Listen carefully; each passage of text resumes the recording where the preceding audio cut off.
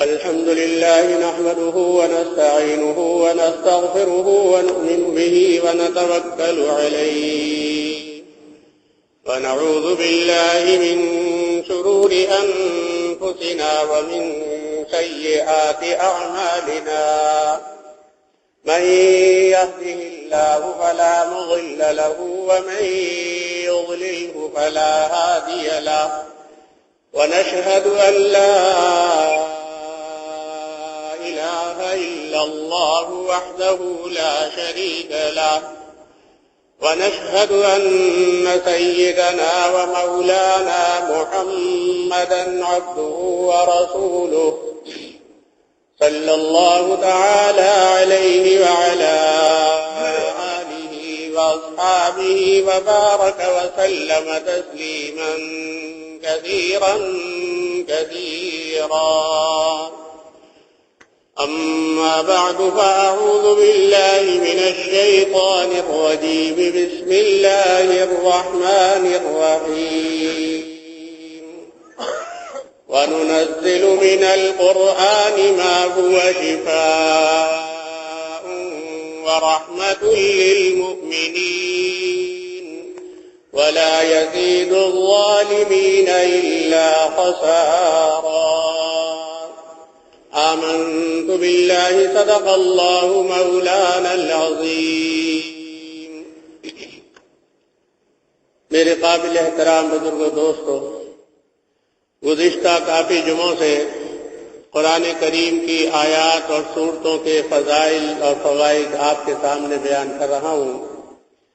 آج بھی جو قرآن کریم کی کچھ صورتیں آپ کے سامنے عرض کروں گا اور ان کے فضائل، اور بظاہر خیال یہ ہے کہ شاید ایک یا دو جمعے کے بعد یہ سلسلہ تکمیل تک پہنچ جائے گا انشاءاللہ. پچھلے ہفتے جو بات اخیر میں ہوئی تھی وہ سورہ ملک کے بارے میں ہوئی تھی، جو 29ویں سپارے کی پہلی سورت ہے، کہ اللہ جل جلالہ نے اس سورت کو یہ فضیلت عطا فرمائی ہے کہ جو رات کو پابندی سے پڑھنے کا عادی ہوگا اسے عذاب قبر نہیں ہوگا. یعنی مغرب کے بعد سے لے کر صبح صادق سے پہلے جو شخص بھی اسے پڑھ لے، اللہ تعالیٰ اپنی رحمت سے عذاب قبر سے محفوظ رکھیں گے. اور عذاب قبر ایک خطرناک چیز ہے جس سے اللہ کے رسول نے پناہ بھی مانگی اور پناہ مانگنے کی تعلیم بھی دی. اور چونکہ قبر آخرت کی منزل میں پہلی منزل ہے، اور اسی لیے آپ نے اس کے بارے میں فرمایا، مفہوم یہ ہے کہ یہ قبر جنت کے باغوں میں سے ایک باغ ہے یا جہنم کے گڑھوں میں سے ایک گڑھا ہے.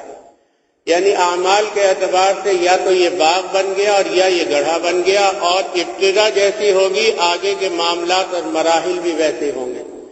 تو اس لیے کوشش کرنی چاہیے کہ اللہ تعالیٰ توفیق دے کہ آدمی اسے پڑھنے کا معمول بنا لے، تاکہ دنیا سے جانے کے بعد آخرت میں جو پہلی منزل ہے آخرت کی قبر، وہاں پر آسانی کا معاملہ ہو.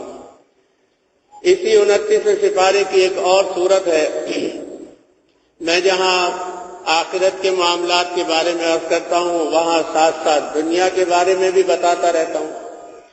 اس کے بارے میں حضرت مفتی صاحبان محمود صاحب رحمۃ اللہ علیہ، جو شیخ الحدیث تھے دارالعلوم کراچی کورنگی کے، اور استاد تھے مفتی اعظم پاکستان حضرت مفتی رفیع عثمانی صاحب اور حضرت مولانا مفتی تقی عثمانی صاحب دامت برکاتہم کے، انہوں نے فراخی رزق کے لیے ایک عمل بتایا جو برسوں سے میرے سینے میں محفوظ تھا، چھپا ہوا تھا.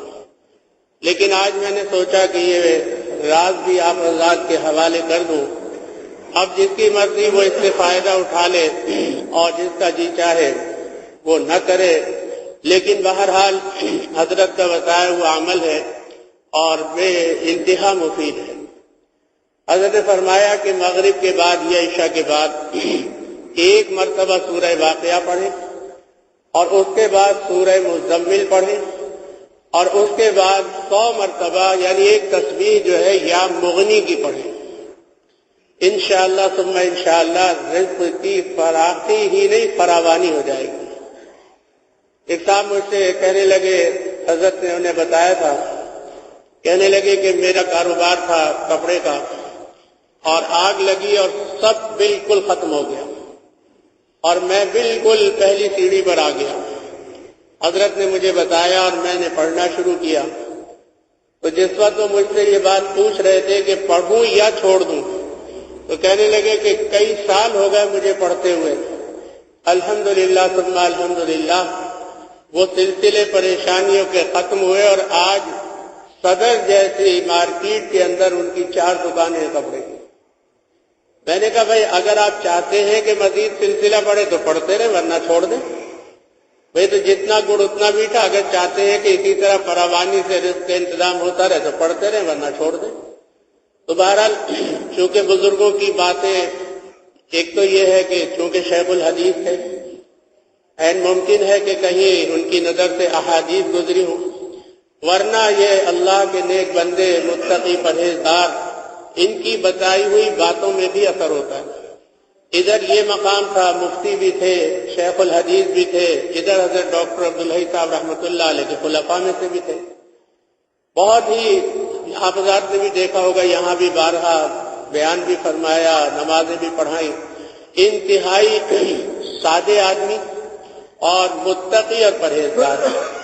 تو بہرحال اگر کوئی یہ چاہتا ہے کہ اللہ تعالیٰ اس کے رزق میں فراوانی فرما دے تو اس کی عادت بنا لے کہ مغربی عشاء کے بعد ایک مرتبہ سورہ واقعہ، پھر سورہ مزمل اور ایک تسبیح یا مغنی کی پڑھ لے اور اللہ تعالیٰ سے دعا کر لے۔ انشاءاللہ ثم انشاءاللہ اللہ تعالیٰ کی رحمت ہوگی، اس کا فضل ہوگا اور انشاءاللہ رزق کے دروازے کھلتے چلے جائیں گے۔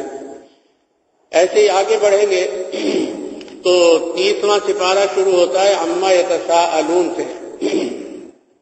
اس کے بارے میں نے پہلے بھی کئی مرتبہ عرض کیا کہ اس کا یہ تجربہ ہے کہ اگر کوئی شخص ایک وقت بنا کر پابندی کے ساتھ دیکھ کر اس کی تلاوت کرے تو اس کی بینائی کم نہیں ہوگی، اگر کم ہوگی تو درست ہو جائے گی، اور اللہ تعالیٰ کے فضل و کرم سے اس کلام کی برکت سے اسے دن اور رات میں ایک جیسا نظر آئے گا۔ اور کیونکہ اللہ تعالیٰ کا کلام ہے تو اللہ تعالیٰ کے کلام سے ہر چیز حاصل ہی کی جا سکتی ہے۔ جہاں دنیا اور آخرت کے معاملات ہیں وہاں جسمانی فوائد بھی ہیں، اور اس پر جنہوں نے عمل کیا انہیں فائدہ بھی ہوا۔ ایک دوست ہے میرے، میں حج پہ جا رہا تھا کچھ سال پیشتر، تو انہوں نے مجھے کہا کہ میری بینائی کافی کمزور ہو گئی اور موبائل میں بھی نام اور نمبر دیکھنے میں بھی دقت ہوتی ہے اور مشکلات ہوتی ہیں۔ تو میں نے انہیں یہ کہا کہ آپ یہ سورت پڑھنی شروع کر دیں۔ انہوں نے کہا مجھے وہاں سے آپ سرما لا دیجیے گا۔ میں نے کہا سرما تو میں بعد میں لاؤں گا، لیکن آپ ہی شروع کر دیں۔ بہرحال میں واپس آیا، انہیں سرما دے دیا۔ کچھ عرصے بعد ملاقات ہوئی تو میں نے کہا کہ کیا حال احوال ہے؟ کہنے لگے سرما لگانے کا تو موقع نہیں ملا، البتہ سورت پابندی سے پڑھ رہا ہوں، اب مجھے الحمدللہ اتنی بینائی اچھی ہو گئی کہ میں موبائل میں گیم کھیل لیتا ہوں، یعنی اتنا فائدہ ہو گیا۔ مگر ہم چونکہ ہیں کمزور، ہم تھوڑا سا فائدہ ہوتا ہے تو چھوڑ دیتے ہیں کہ بس ٹھیک ہے اب کیا پڑھنا، روزانہ پابندی کرنا۔ لیکن بات یہ ہے میرے محترم بزرگوں کہ یہ جتنے بھی جسم کے اعضاء ہیں یہ سب بڑی نعمت ہے۔ یہ بینائی بھی ایک بہت بڑی نعمت ہے، اللہ تعالیٰ اسے مرتے دم تک قائم رکھے، یہ بہت بڑا انعام ہے، کسی کی محتاج ہی نہ ہو۔ تو بہرحال کسی کی نگاہ کمزور ہو تو بھی پڑھ لیں، نگاہ میں کوئی خرابی ہو تو بھی پڑھ لیں۔ حتیٰ کہ پچھلے دنوں یہ سورت بتائی تھی میں نے پڑھنے کے لیے، تو ان کے بچوں کی آنکھوں پر دانے تھے، تو ان خاتون نے پڑھ پڑھ کر بچوں کے آنکھوں پہ دم بھی کیا، انگلیوں پہ دم کر کے پھیرا، چند دن میں وہ آنکھ کے دانے بھی ختم ہو گئے۔ یعنی اللہ تعالیٰ کا یہ کلام ہے، تو اس سے بہرحال ہمیں فائدہ حاصل کرنا چاہیے کہ الحمدللہ یہ نعمتیں اللہ تعالیٰ نے عطا فرمائی ہیں، اور اس رب کریم کا کرم ہے کہ اس نے ہمیں علم عطا فرمایا، اور اس علم کے ذریعے ہم اس سے فائدہ اٹھا لیں تو یہ ہمارے لیے انشاءاللہ بہت ہی فائدہ ہوگا۔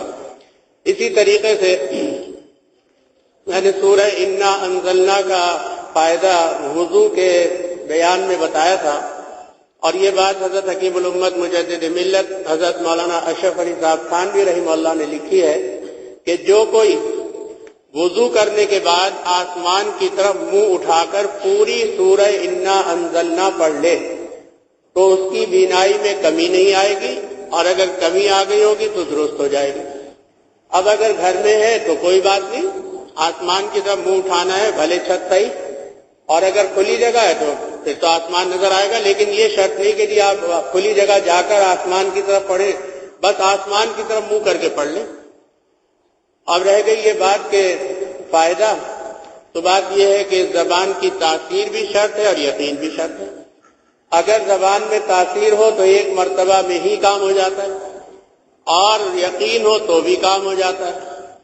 تو بہرحال دونوں چیزیں پیدا ہوں، یقین تو ہمیں خود پیدا کرنا پڑے گا، کہ ہم وثوق کے ساتھ یہ سوچ کر پڑھیں کہ جو بات ہے اس سے ہمیں فائدہ پہنچ رہا ہے، اور زبان کی تاثیر یہ اللہ تعالیٰ کی طرف سے آتا ہے، اور یہ عطا ہوتی ہے ذکر کی کثرت سے، گناہوں سے بچنے سے، وہ رب کریم پھر عطا فرما دیتے، اور پھر اس کی برکت سے ایک مرتبہ میں بھی کام ہو جاتا ہے۔ جیسے حضرت شاہ عبدالعزیز صاحب محدث دہلوی رحمہ اللہ کا واقعہ ہے کہ حضرت کے پاس ایک انگریز آیا اور آ کے کہا کہ جی آپ کہتے ہیں کہ آپ کے قرآن کریم میں سب کچھ ہے، تو کیا کیمیا بنانے کا نسخہ بھی ہے؟ حضرت فرمایا ہاں۔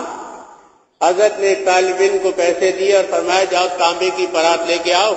وہ ایک تانبے کا ٹکڑا لایا، حضرت نے سب کے سامنے بلند آواز سے ایک آیت تلاوت فرمائی اور دم کیا، وہ سونا بن گیا۔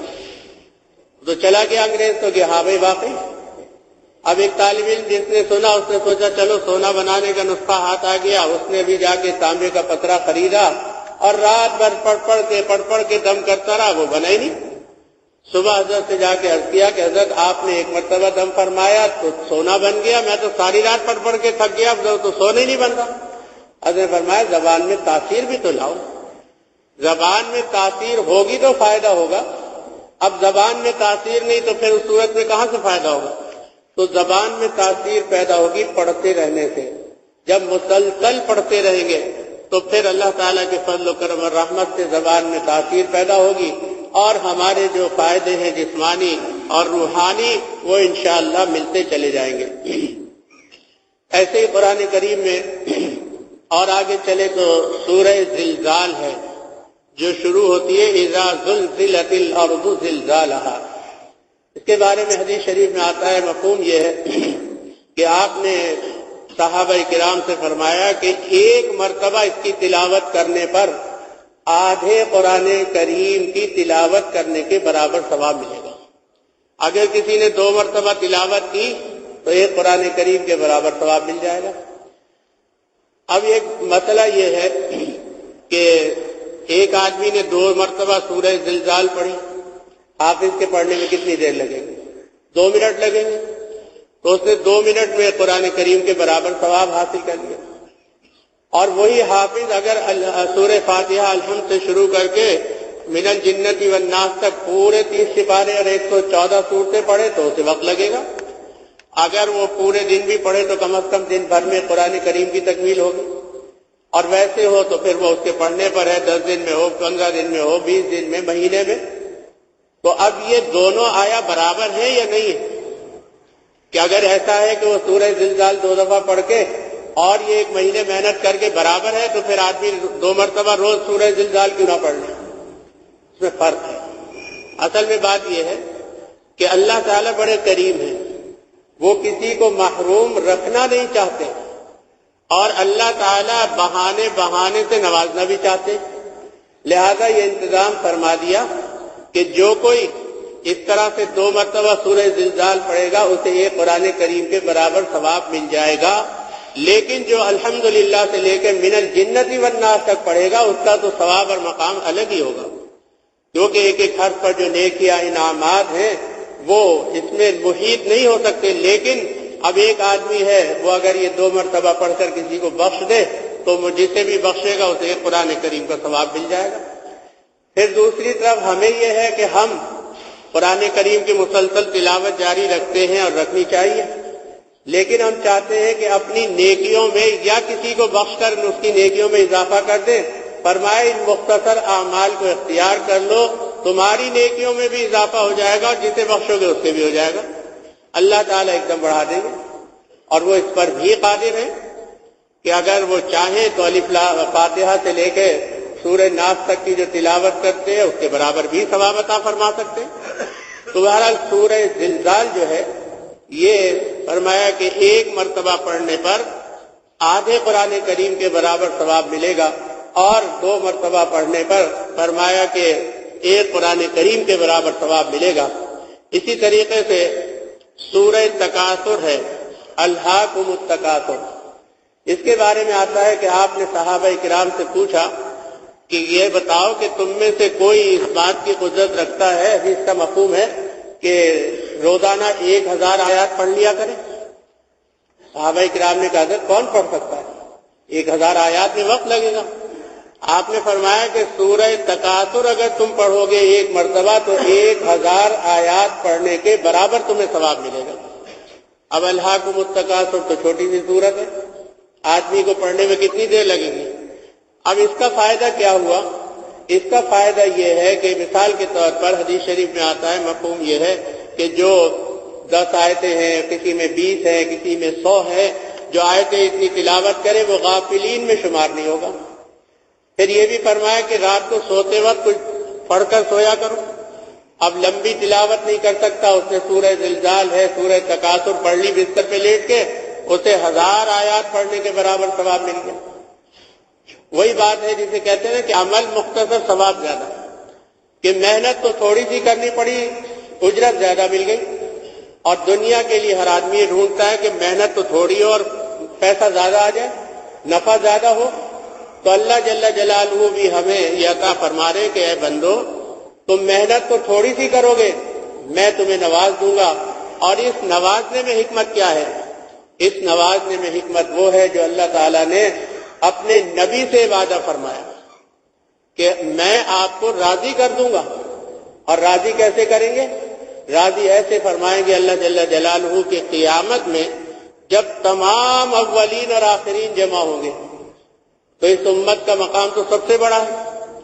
اب قیامت میں اگر اس امت کے اعمال کم ہوں گے تو آپ کو رنج ہوگا، لہذا اللہ تعالیٰ ان چھوٹی چھوٹی نیکیوں پہ بڑے بڑے مقام عطا فرمائیں گے، اور یوں یہ امت آنے میں آخر میں ہے اور جانے میں اور مقام میں سب سے اوپر پہنچ جائے گی۔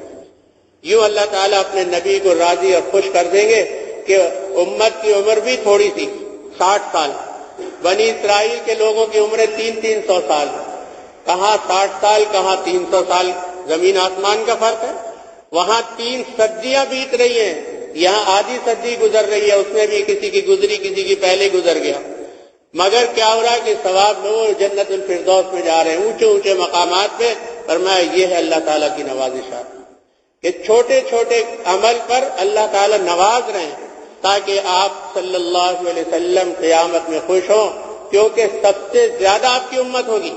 حدیث شریف میں آتا ہے، مفہوم یہ ہے کہ قیامت میں جنت میں جانے والوں کی 120 صفیں ہوں گی، 80 صفیں اس امت کی ہوں گی اور باقی 40 صفیں پچھلی امتوں کی ہوں گی۔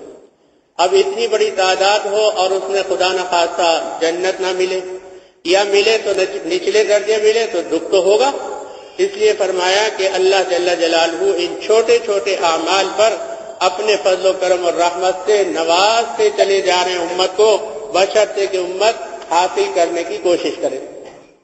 اسی طریقے سے سورہ کافرون جو قرآن کریم کے بالکل اختتام کی طرف ہے اور 4 قل کے اعتبار سے یہ پہلا قل ہے، اس کے بارے میں آتا ہے کہ آپ نے فرمایا کہ یہ ایک مرتبہ پڑھنے پر 1/4 قرآن کریم کا ثواب ملے گا، یعنی اگر کوئی 4 مرتبہ اس کی تلاوت کرے گا تو اللہ جل جلالہ اسے ایک قرآن کریم پڑھنے کے برابر ثواب عطا فرمائیں گے۔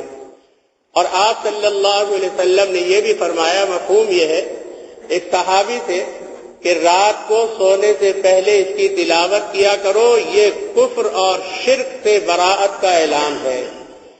کیونکہ اصل میں اس کے نزول کا واقعہ یہ پیش آیا کہ کافر یہ چاہتے تھے کہ کسی طریقے سے اللہ کے رسول ہم سے کسی طرح بھی آپس میں مل جل کر کوئی معاہدہ کر لیں۔ انہوں نے اس کے لیے بہت سی تدبیریں کی، بہت سی باتیں آپ کے سامنے پیش کی۔ مثال کے طور پر یہ پیش کیا کہ آپ ایسا کریں کہ 1 سال ہم آپ کے اللہ کی عبادت کرتے، 1 سال آپ ہمارے معبودوں کی عبادت کریں۔ آپ نے منع فرما دیا۔ اسی طرح کرتے رہے یہاں تک کہ اخیر میں کہنے لگے کہ ایسا کریں کہ پھر آپ کچھ بھی نہ کریں، آپ اتنا کر لیں کہ ہمارے بتوں کو ہاتھ لگا لیں تو بھی ہم مان لیں گے۔ آپ نے فرمایا نہیں۔ اس پر یہ صورت نازل ہوئی کہ آپ کہہ دیجئے کہ اے کافرو لا اعبد ما تعبدون، میں اس کی عبادت نہیں کرتا جس کی تم عبادت کرتے ہو۔ اور یہ بار بار جملہ دہرایا کہ تم اس کی عبادت نہیں کرتے جس کی میں کرتا ہوں۔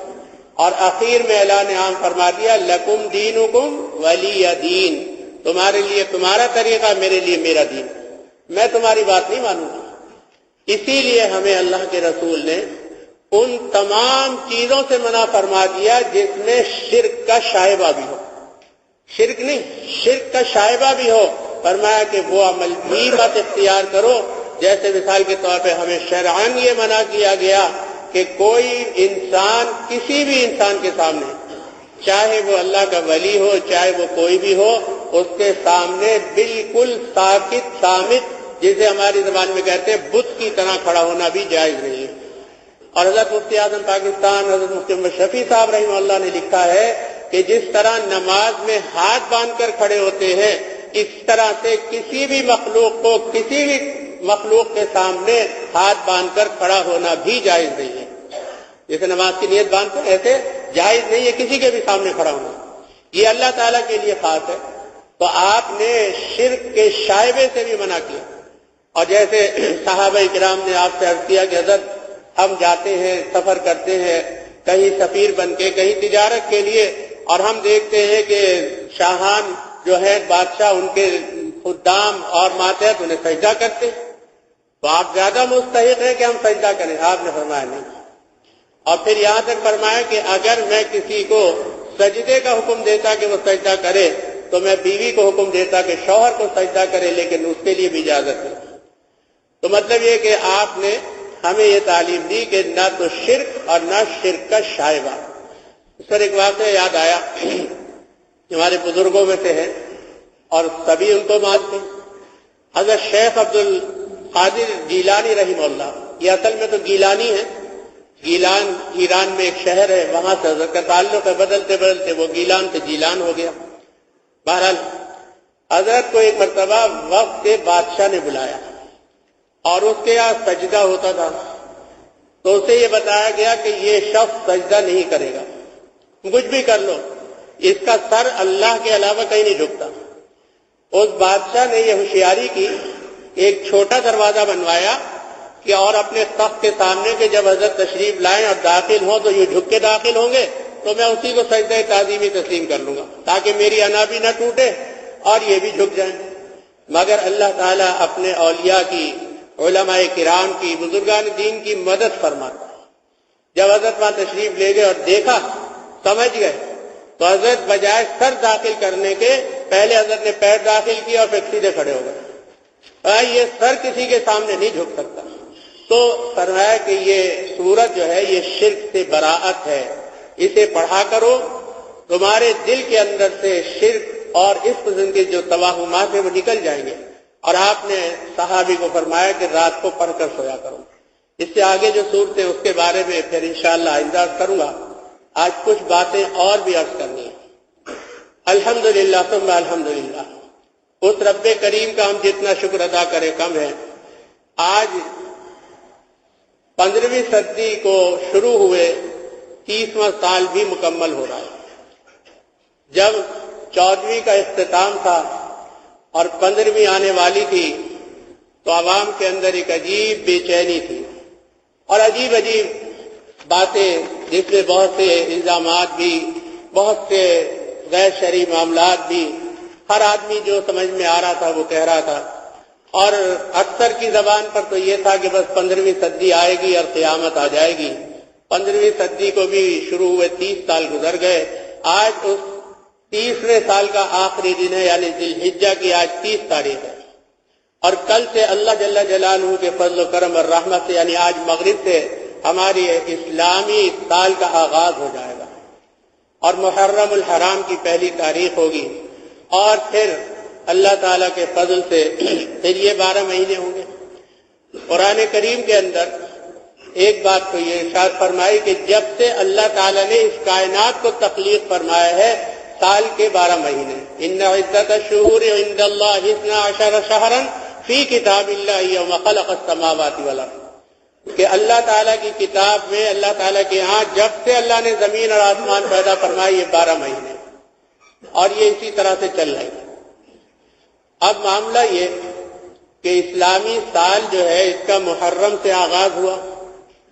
آیا یہ کیسے، اس کے بارے میں مختصراً میں عرض کرتا ہوں کہ آپ صلی اللہ علیہ وسلم کی بعثت سے پہلے، اب بھی یہ چیزیں کتابوں میں موجود ہے، سیرت کی کتابوں میں، بعثت سے پہلے کا اور بعثت نبوی کا پہلا سال دوسرا سال اس طریقے سے، لیکن آپ کی ہجرت فرما کر تشریف آوری مدینہ منورہ میں ہوئی اور پھر یہ سلسلے چلتے رہے حتیٰ کہ آپ دنیا سے تشریف لے گئے، پھر حضرت صدیق اکبر آئے، وہ بھی تشریف لے گئے، پھر حضرت فاروق اعظم رضی اللہ عنہ کا دور آیا۔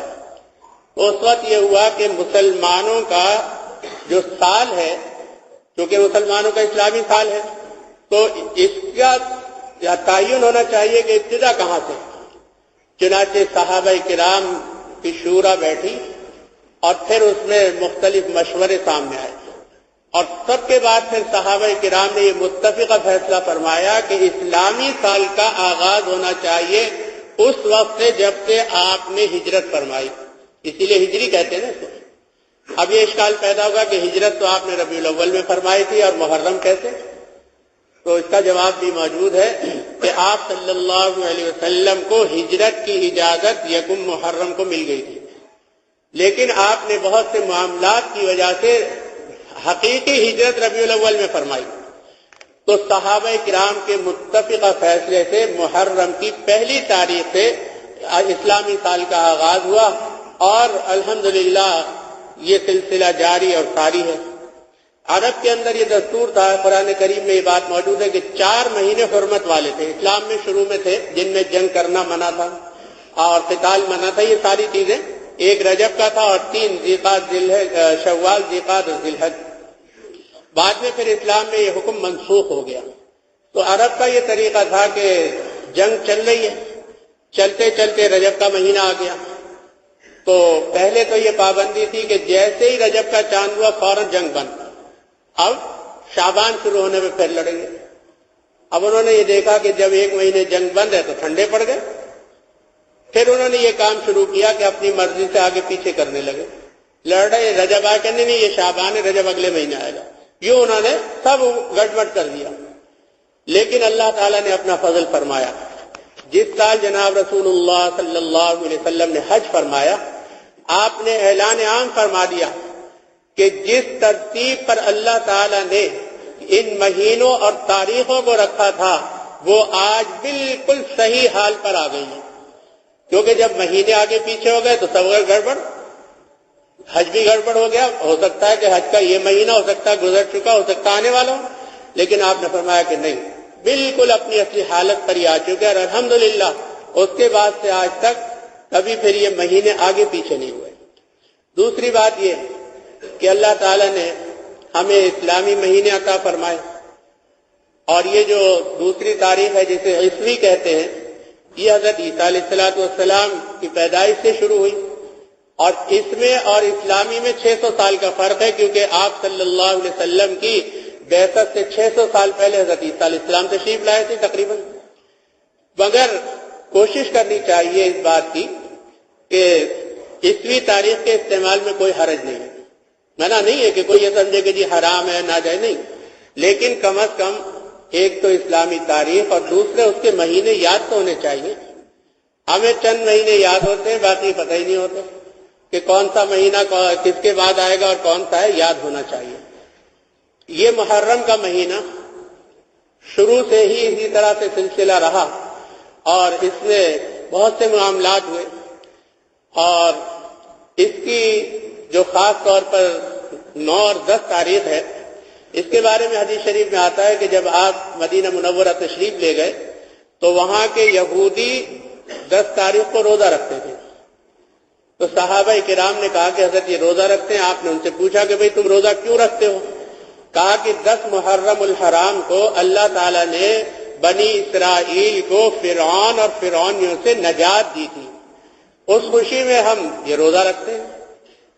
اور احادیث میں یہ بات بھی آتی ہے، مفہوم یہ ہے کہ اللہ تعالیٰ نے حضرت آدم علیہ السلام کی تخلیق بھی 10 محرم کو فرمائی، جنت میں بھی 10 محرم کو داخل فرمایا، اور زمین پر بھی 10 محرم کو بھیجا، اور یہ جو کائنات ہے اس کا اختتام بھی 10 محرم ہی کو ہوگا۔ بھئی اتنا فرق ہے کہ قیامت جب آئے گی تو 10 محرم کی تاریخ ہوگی، جمعے کا دن ہوگا، زوال کا وقت ہوگا، اور سور پھونک دیا جائے گا۔ بہرحال اس میں ابھی وقت ہے، یہ جو ہمارے خیالات ہیں اور لوگوں کے تجزیے ہیں کہ بس اب آئی اور جب آئی، ایسا نہیں ہے۔ احادیث کے اعتبار سے تقریباً قیامت کے آنے میں ابھی بھی کم از کم 200 سال باقی ہے۔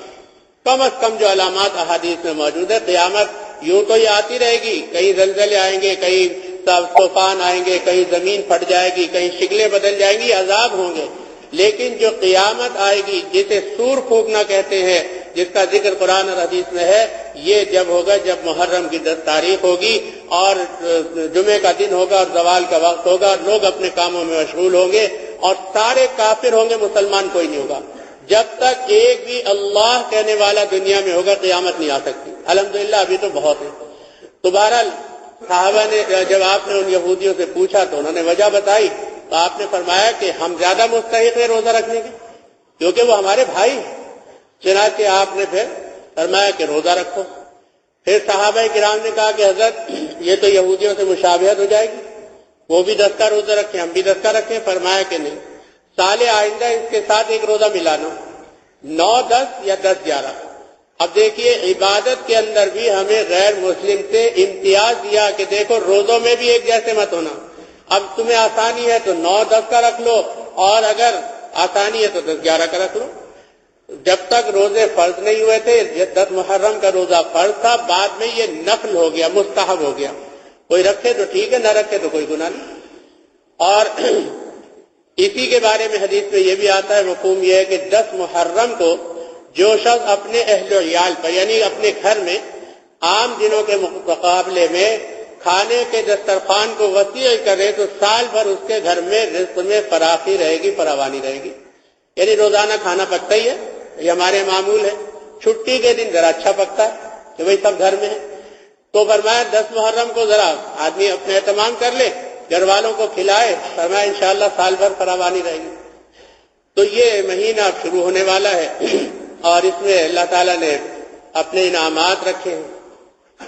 اب رہ گیا دوسرا معاملہ کہ یہ سلسلہ قیامت تک جاری رہے گا، آنا اور جانا، اس دنیا کے معاملات کا جو نظام ہے وہ تو چلتا رہے گا۔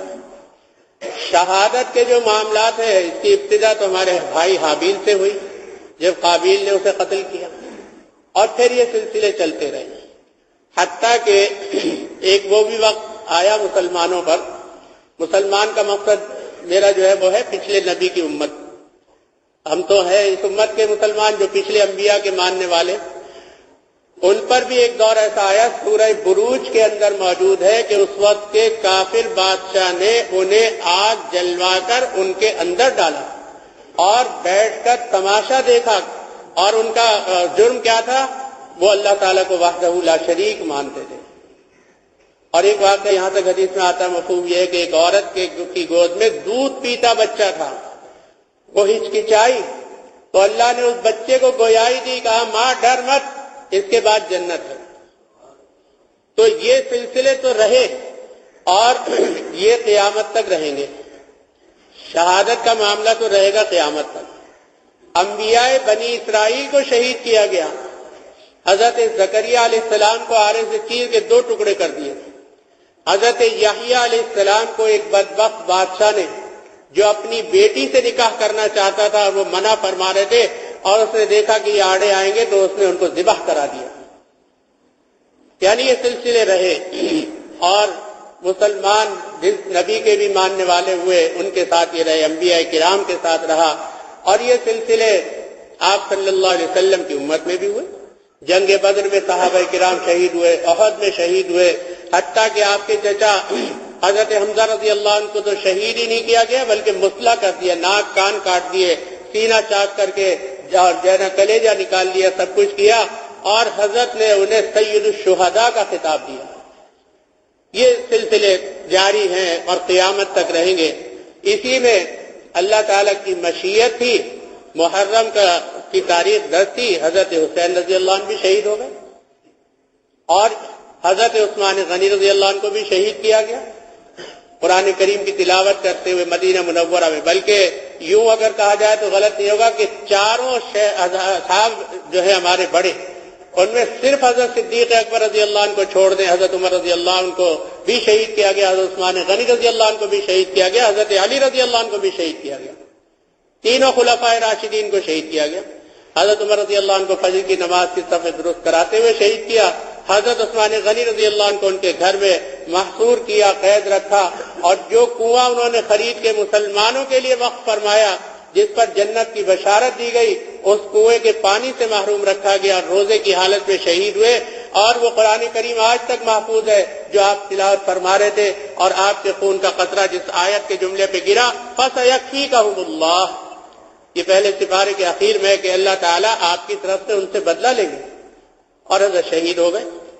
تو یہ سلسلہ ہے۔ تو اب قرآن کریم کیا فرما رہا ہے وہ بھی دیکھ لیں۔ قرآن کریم میں ایک جگہ فرمایا وَلَا تَقُولُوا لِمَن يُقْتَلُ فِي سَبِيلِ اللَّهِ أَمْوَاتٌ بَلْ أَحْيَاءٌ وَلَٰكِن لَّا تَشْعُرُونَ، کہ جو اللہ کی راہ میں شہید ہو گئے وہ مردہ نہیں ہے، وہ زندہ ہیں، اللہ تعالیٰ کے یہاں زندہ ہیں، لیکن تم نہیں سمجھتے۔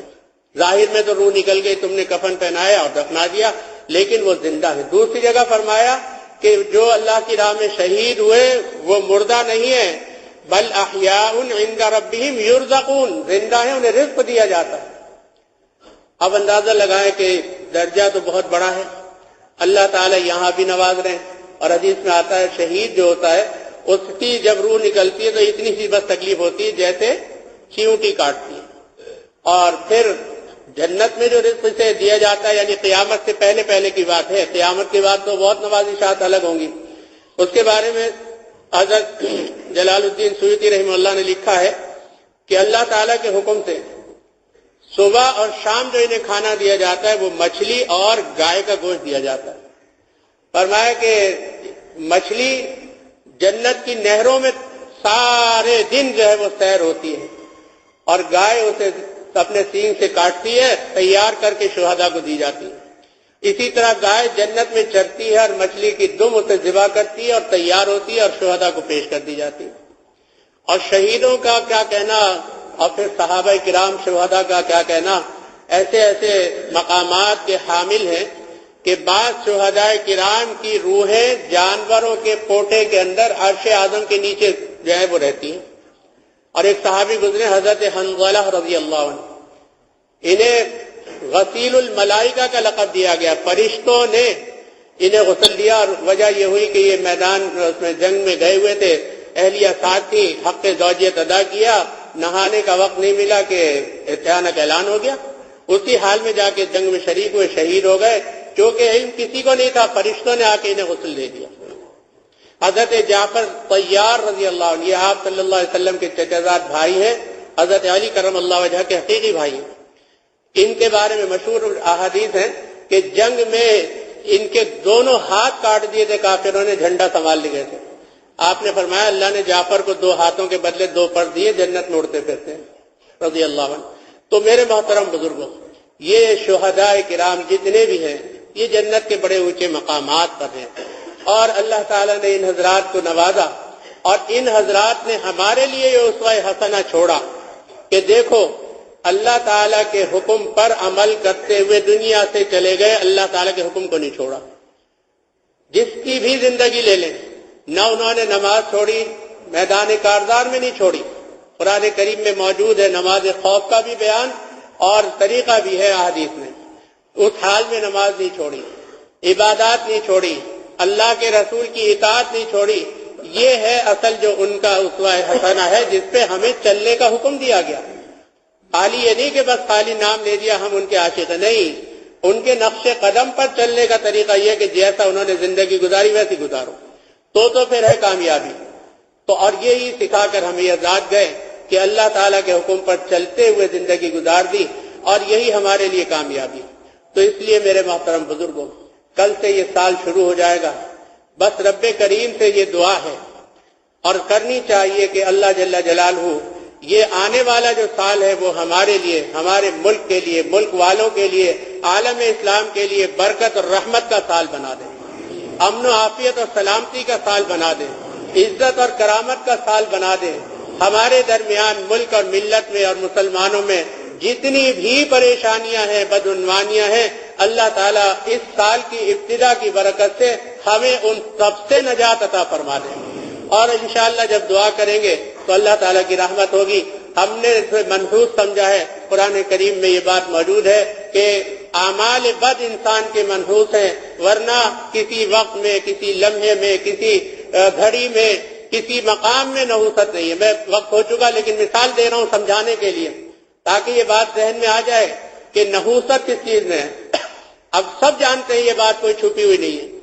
مکہ مکرمہ میں بیت اللہ شریف سے افضل پوری دنیا میں کوئی جگہ نہیں، اور اس کے مطاف سے افضل کوئی جگہ نہیں جہاں طواف کرتے ہیں۔ اس میں طواف کرنے والے دو قسم کے لوگ ہوتے ہیں، ایک مقبول، ایک مردود۔ مقبول وہ ہے جو طواف کر رہا ہے، اللہ تعالیٰ کو راضی کر رہا ہے، اور مردود وہ ہے جو اس کے برابر میں چل کے اس کی جیب کاٹ رہا ہے۔ اب کیا کہیں گے؟ نہ وہ مقام کم ہے، نہ وہ جگہ کم ہے، لیکن عمل اس کا کیا کہہ رہا ہے؟ ایک اللہ تعالیٰ کا مقرب بننا اور ایک جہنم میں جا رہا ہے۔ تو ثابت یہ ہوا کہ انسان کے اعمال میں ہے جو کچھ ہے، ورنہ کسی دن میں، تاریخ میں، لمحے میں، کسی مقام میں نحوست نہیں ہے۔ انسان اگر اپنے اعمال درست کر لے تو کامیاب ہوگا۔ قرآن نے فرمایا وَأَنْتُمُ الْأَعْلَوْنَ إِن كُنتُم مُؤْمِنِينَ، تم سب سے اوپر ہو اگر تم مومن بن جاؤ۔ اور کسی شاعر نے کہا ہے تم اپنے کیے کی مکافات کر لو، جو راہیں بھلا دی ہیں وہ یاد کر لو، صحابہ کے راستے پہ آ جاؤ گے تم تو پھر ساری دنیا پہ چھا جاؤ گے تم۔ اللہ جل جلالہ اپنے فضل و کرم سے ہمیں عمل کی توفیق عطا فرمائے۔ آمین ثم آمین وما علینا الا البلاغ وآخر دعوانا الحمد للہ رب العالمین۔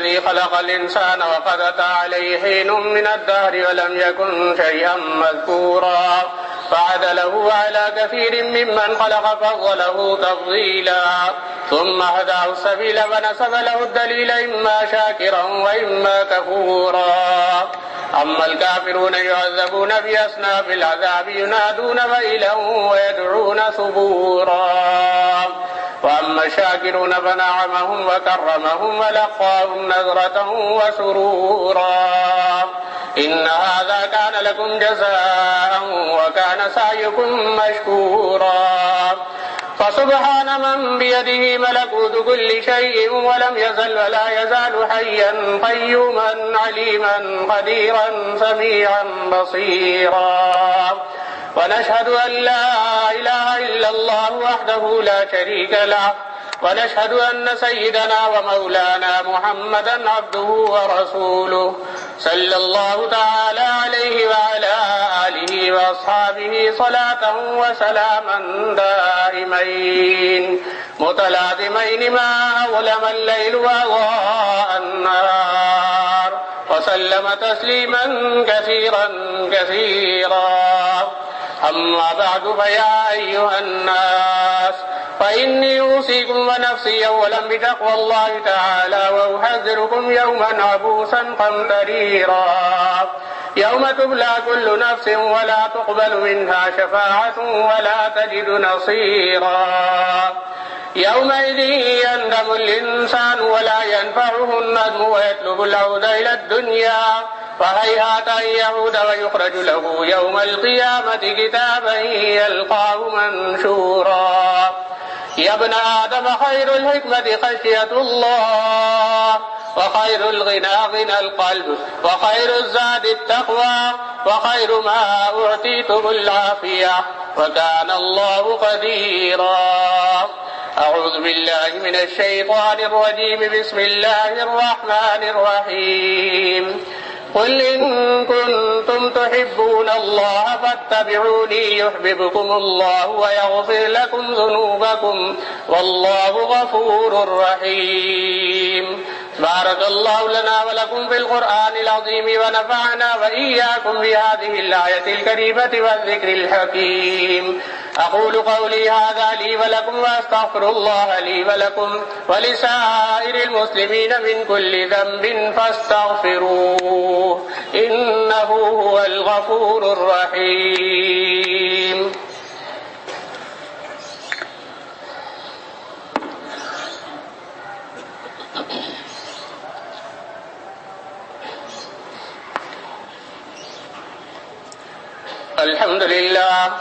الحمد لله الذي تفرد بالبقاء واحتجب عن الأبصار العليم الذي لا يعجل بالعقوبة على من عصاه ولا يهتك الأستار أحمده سبحانه وتعالى وهو الملك القهار ونشهد أن لا إله إلا الله وحده لا شريك له ونشهد أن سيدنا ومولانا محمدا عبده ورسوله صلى الله تعالى عليه وعلى آله وأصحابه وبارك وسلم تسليما كثيرا كثيرا. أما بعد فأعوذ بالله من الشيطان الرجيم. بسم الله الرحمن الرحيم. إن الله وملائكته يصلون على النبي يا أيها الذين آمنوا صلوا عليه وسلموا تسليما. اللهم صل على محمد عبدك ورسولك وصل على المؤمنين والمؤمنات وبارك على محمد وأزواجه وذريته. قال النبي صلى الله عليه وسلم أرحم أمتي بأمتي أبو بكر وأشدهم في أمر الله عمر وأصدقهم حياء عثمان وأقضاهم علي وسيدة النساء أهل الجنة فاطمة وسيد شباب أهل الجنة الحسن والحسين وسيد الشهداء حمزة رضي الله تعالى عنهم وعن كل الصحابة أجمعين. اللهم آتنا في الدنيا حسنة وفي الآخرة حسنة وقنا عذاب النار. ربنا ظلمنا أنفسنا وإن لم تغفر لنا وترحمنا لنكونن من الخاسرين. اللهم إنك عفو تحب العفو فاعف عنا برحمتك يا أرحم الراحمين.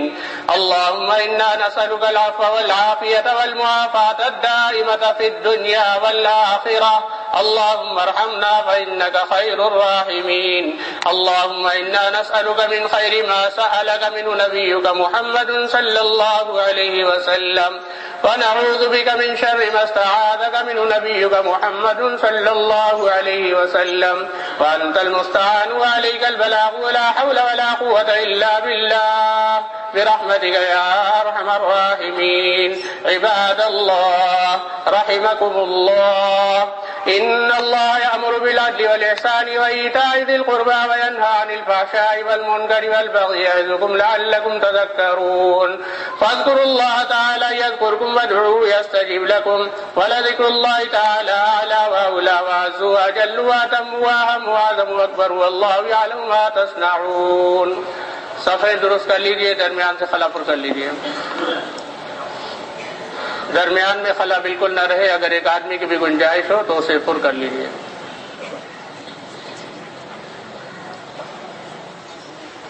برآمدے اور صحن کی صفحے بھی اہتمام سے درست فرما لیجئے. درمیان میں خلا نہ رہے اور دائیں بائیں جگہ باقی نہ رہے.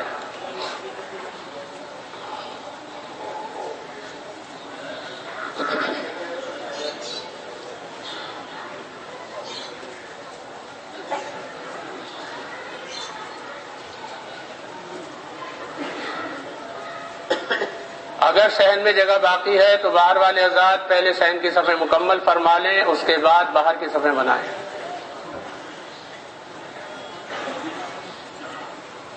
تھوڑا سا آپ ادھر ہو جائیں، وہ جگہ کھل جائے. ادھر ہو جائیں، آپ مل جائیں، وہاں جگہ تنگ ہو رہی ہے. اور یہ ایک کو ادھر کر لیں، آپ ایک کو ادھر. ہاں شرارت کریں گے. غالباً صحن میں جگہ باقی ہے. باہر والے حضرات قدم بڑھا کر صحن کی صفحے مکمل فرما لیں، اس کے بعد راستے کی صفحے بنائیں، پھر اس کے بعد باہر کی صفحے بنائیں. اوپر مدرسے کے حصے میں بھی صفحے اہتمام سے درست فرما لیں اور قبلہ رخ کا خیال رکھیں.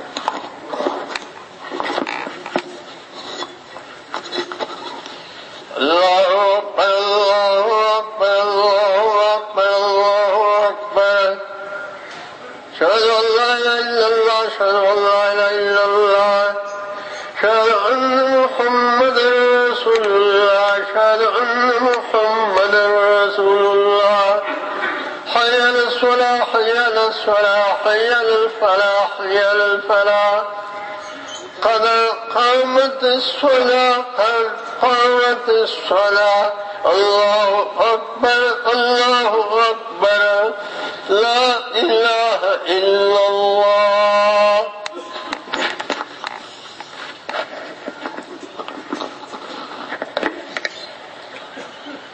اللہ اکبر.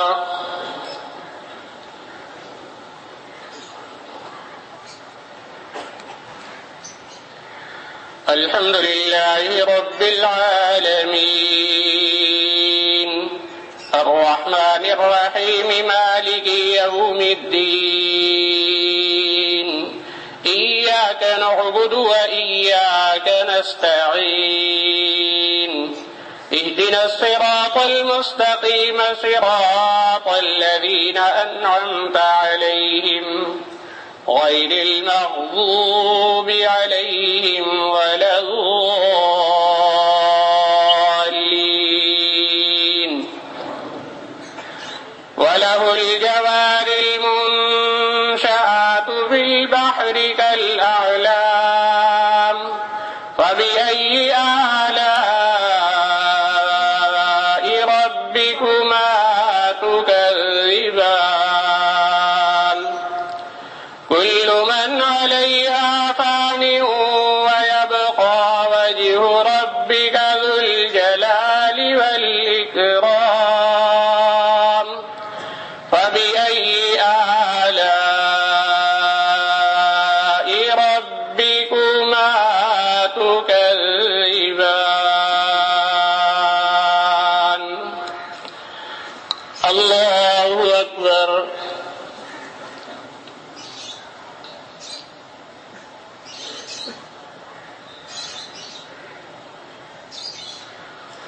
سمع الله لمن حمده الله أكبر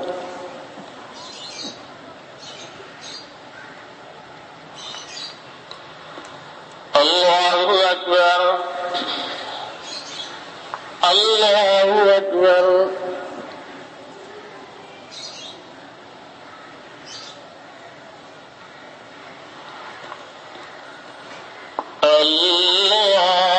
الله أكبر الحمد لله رب العالمين الرحمن الرحيم مالك يوم الدين إياك نعبد وإياك نستعين اهدنا الصراط المستقيم صراط الذين أنعمت عليهم غير المغضوب عليهم ولا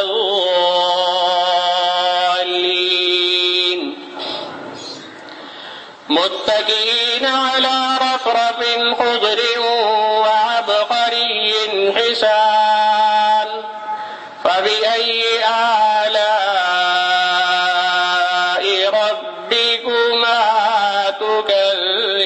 تكذبان تبارك اسم ربك ذي الجلال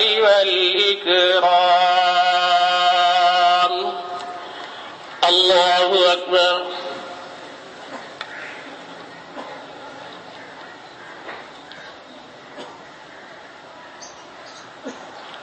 سمع الله لمن حمده الله أكبر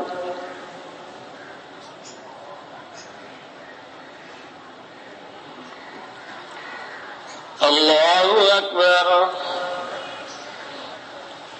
الله أكبر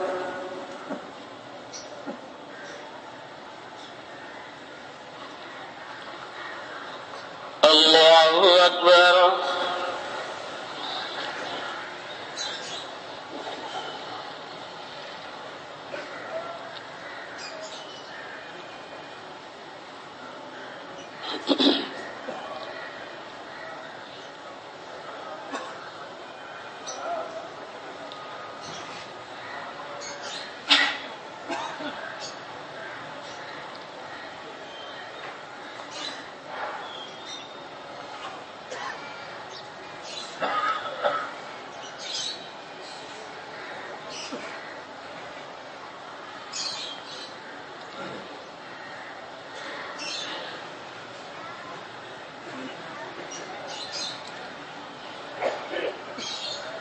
السلام عليكم ورحمة الله.